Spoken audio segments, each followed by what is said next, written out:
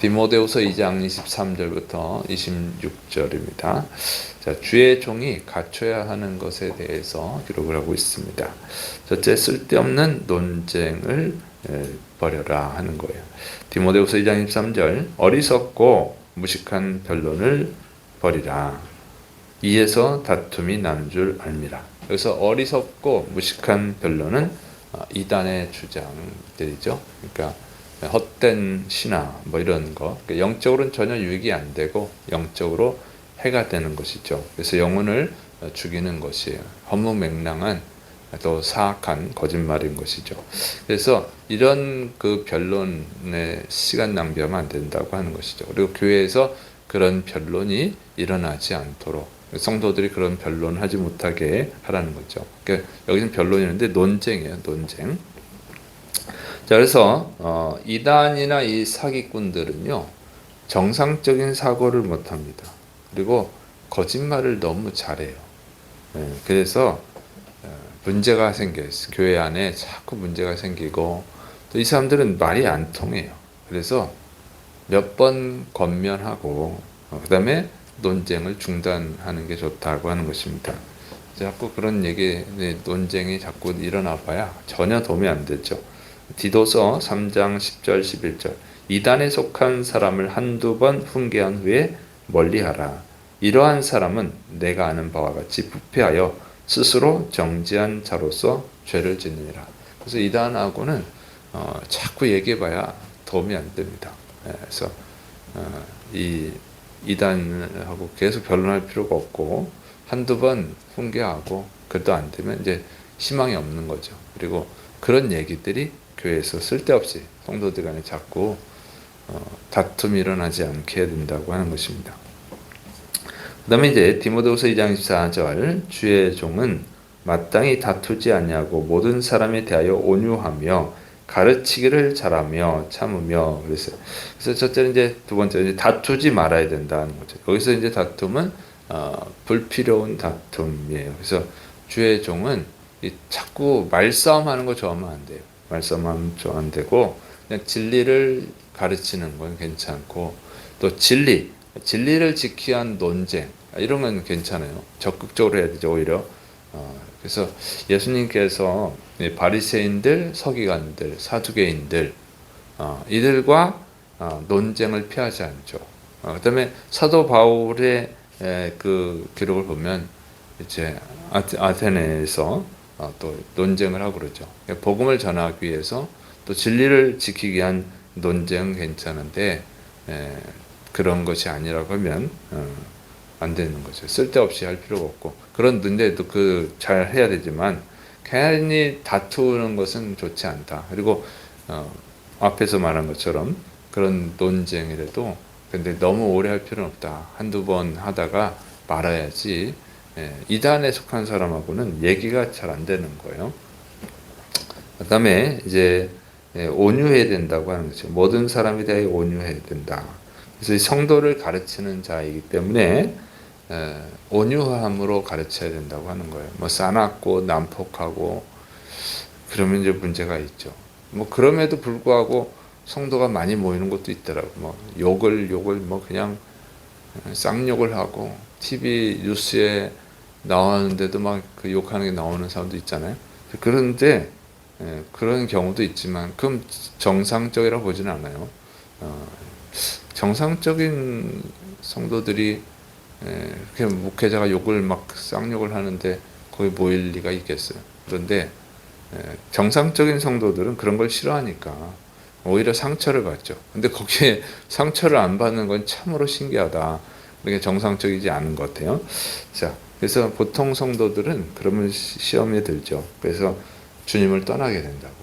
근데 거기에는 그 TV에 나오는 그 이상한 가끔 뉴스에 나오는 사람은 거기에 자기들은 많이 모이겠지만 그걸 보고 교회를 욕하는 사람들이 더 많을 거예요. 거기 모이는 사람들보다 오히려 교회를 떠나게 만드는, 하나님을 떠나게 만드는 죄를 짓는 거죠.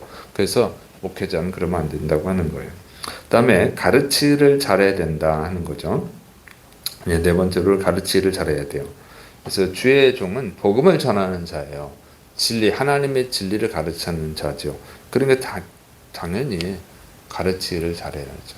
가르치기를 못한다고 하면, 가르치는 은사가 없다면은 그건 주의 종으로 부름받은 게 아니죠. 다른 것으로 섬겨야 되는 것입니다.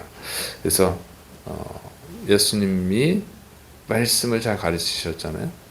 그리고 사도 바울이 지금 말씀을 잘 가르치잖아요. 그래서 이렇게 잘 가르쳐야지 주의 종이 맞다고 하는 것이죠. 그다음 다섯 번째로는 잘 참아야 된다고 하는 것입니다.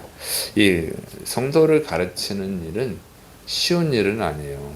그게 잘 받아들이는 성도도 있지만 꼭 그런 성도만 있는 게 아니고 듣지 않고 이 변화가 없는 성도가 있어요. 10년, 20년, 30년, 40년, 뭐 50년 그 변화가 없는 성도들도 있어요.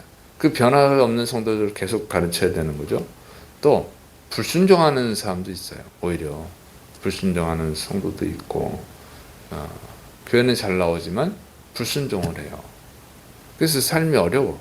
그래도 불순종을 해. 말을 안 들어. 그런 분들이 있어요. 답답하죠. 자기가 너무 강해서 또 고집이 세서 말을 안 들어. 그렇지만 그래도 잘 가르쳐야 된다고 하는 것이죠. 자, 이런 그 어려움이 있고 그 변화가 안 일어나는 걸 보면서도 계속 똑같은 얘기를 해야 되고 똑같은 얘기를 해도 변화되지 않고 그러면 엄청 스트레스가 쌓이죠. 그걸 잘 참고 해야 되는 거예요. 근데 그것뿐만 아니라 목회에는 많은 어려움들이 있어요. 많은 어려움들이 일어나죠. 억울한 일도 당하고 가짜 성도도 있고 사기치는 사람도 있고. 그런데 이 초대교회는 뭐 현대교회에서 당하는 어려움보다 더 심하죠. 그래서 그런 어려움들을 다 참아내야 된다고 하는 거예요. 그리고 그걸 참아내기 위해서는 눈에 보이는 것만 보면 안 되고 눈에 보이지 않는 하나님의 구원의 역사를 봐야 돼요. 그래야 그걸 참는 거죠.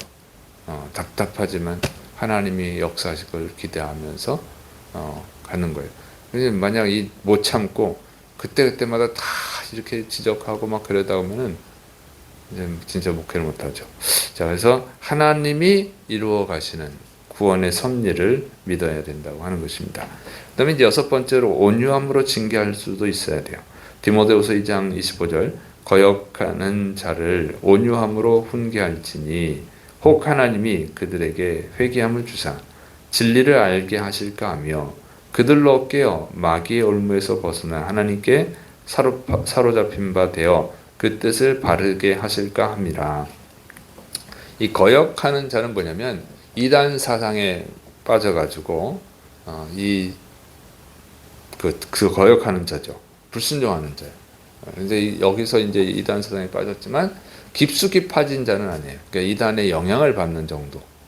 그런 성도일 경우에는 온유함으로 훈계하라고 하는 것입니다. 아주 깊이 빠진 사람은 아니에요. 이제 이 교회에 이단 사상이 돌고 있었기 때문에 그 영향을 받아서 이제 불순종하거나 뭐 이렇게 다른 말 하거나 하는 성도들을 얘기하고 있는 거예요.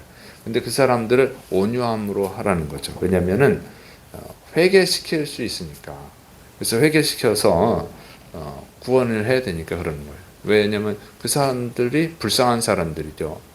진리를 잘 몰라서 하나님의 말씀을 잘 몰라서 이단에 빠진 거니까 또는 뭐 외로워서 빠졌거나 여러 가지 이유가 있겠죠. 그래서 그 사람들은 돌이켜야 된다고 하는 거예요. 회개시키고 돌이킬 수 있는 가능성이 있으니까. 그래서 온유함으로 훈계하라는 거죠. 그래서 돌이켜야 되는데 만약에 너무 깊이 빠져 있는 성도, 그러니까 그 이단 사상에 빠져가지고 또 다른 성도들을 이단으로 끌어들이려고 하는 경우가 있다고 하면 그럴 때는 아주 무섭게 징계를 해야 되는 것입니다. 왜냐하면 그 사람들의 영혼도 귀하지만 다른 성도들의 영혼도 귀하거든요. 근데 이게 잠깐 빠진 것은 돌이킬 수가 있어요. 근데 깊숙이 빠지면은 돌이키기가 어려워요. 그런 거는 그런 사람들은 정말 전문적으로 이단 상담소 있잖아요. 우리나라에 몇 군데 그런 분들이 해야 되는 거예요. 그런 특별한 은사를 가진 분들이 해야지 뭐 일반 목회자가 이단에 깊이 빠진 사람을 하는 것은 제가 볼 때 힘들어요. 왜냐하면 거기에다가 시간을 다 쏟을 수도 없고 그냥 전문적으로 하시는 분들이 하는 게 좋죠. 그래서 이렇게 아주 깊이 빠졌을 때는 과감하게 징계하죠. 그러니까 예수님이 죄인들을 구원하기 위해서 말씀을 가르치시고, 그것도 바리새인들, 서기관들 어느 정도 논쟁도 하시고 그러지만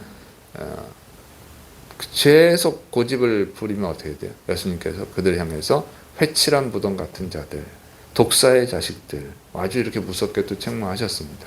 그래서 그 책망마저도 사실은 사랑이죠. 왜냐하면 너희 그 사람들의 그 심각한 상태를 깨우쳐 주는 거예요. 그게 마지막 수단이에요. 아주 무서운 징계는 마지막 수단입니다. 그래서 사도 바울이 후메네오를 출교시키고 이런 일을 하죠. 그것은 마지막 수단이에요. 네가 정말 심각한 죄에 빠져 있다. 지금 사탄의 미혹당해 있다. 그걸 깨우쳐서 돌아오게 하려고 하는 마지막 수단이죠.